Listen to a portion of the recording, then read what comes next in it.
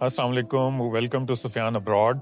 मेरा नाम मोहम्मद सुफियान है और मैं इस वक्त मौजूद हूँ लग्जमबर्ग कंट्री, जो कि यूरोप का छोटा सा कंट्री है लेकिन अमीर तरीन कंट्री है और बहुत ही खूबसूरत है, ग्रीनरी से भरा पड़ा है।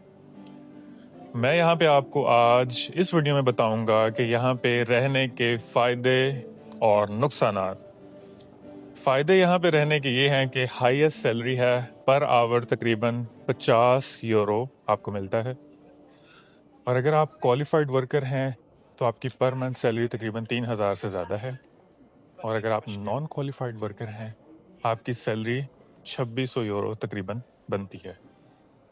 लेकिन यहाँ पे जो रहने के नुकसानात हैं वो ये हैं कि कॉस्ट ऑफ लिविंग बहुत बढ़ जाती है। जो रेंटल प्लेसेस हैं उनकी शॉर्टेज है बहुत ज़्यादा। तो लोग क्या करते हैं, बेसिकली लोग जो हैं सफ़र करते हैं करीबी कंट्री का, क्योंकि ये बिल्कुल छोटा सा है।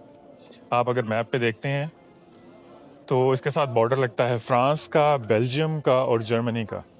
तो वहाँ पे कॉस्ट ऑफ लिविंग कम होने की वजह से लोग क्या करते हैं, जो यहाँ पे काम कर रहे हैं वो ट्रैवल करते हैं और वो डेली सफ़र करते हैं। सैटरडे संडे वैसे ऑफ होता है, तो डेली वो वहाँ पे स्टे कर रहे हैं और काम यहाँ पे कर रहे हैं। तो नॉर्मली ये 50% से ज़्यादा लोग इस स्ट्रेटजी को अपनाते हैं और बाकी के लोग जो हैं वो सिटी सेंटर से दूर रहते हैं, मतलब बॉर्डर्स के आसपास।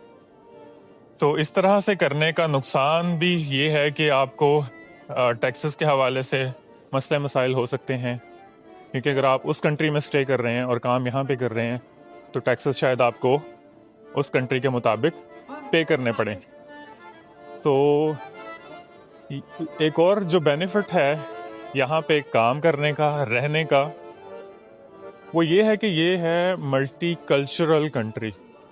मल्टी कल्चर, यहाँ पे फॉरेनर की जो तादाद है वो तकरीबन 50% से ज़्यादा है और मुख्तलिफ ममालिक के लोग हैं।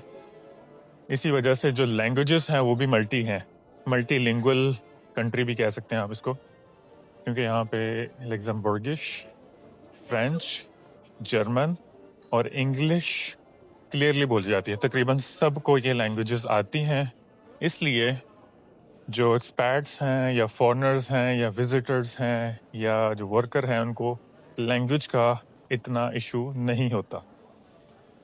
ये जो है बेनिफिट है।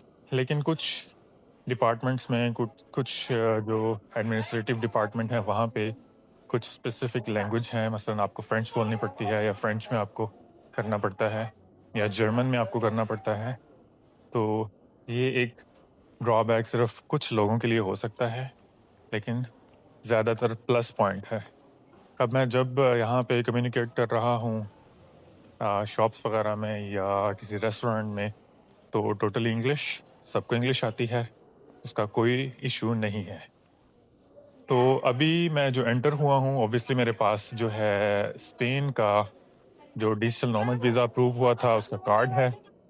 उसके रेजिडेंट कार्ड पे आप लीगली किसी भी शेंगन स्टेट में 90 डेज तक स्टे कर सकते हैं और ये लीगल है।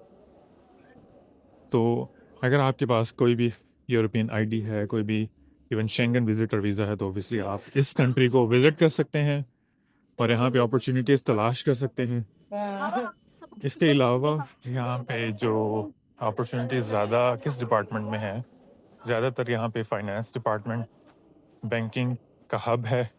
तो आप अगर आते हैं, एक्सप्लोर करें चीज़ों को, नेटवर्किंग करें, लोगों से मिलें, आपको मज़ीद चीज़ें जो हैं वो क्लियर हो जाएंगी। कंट्री विज़िट करने के लिए भी बहुत अच्छा है। मौसम इंतहाई प्लेजेंट है। इस टाइम जो है तकरीबन 18-17 डिग्री चल रहा है दिन में और रात को 8-9 डिग्री हो जाता है। तो विंटर इसका शायद थोड़ा हार्श हो, लेकिन विंटर का अभी चक्कर यहाँ पे नहीं लगा।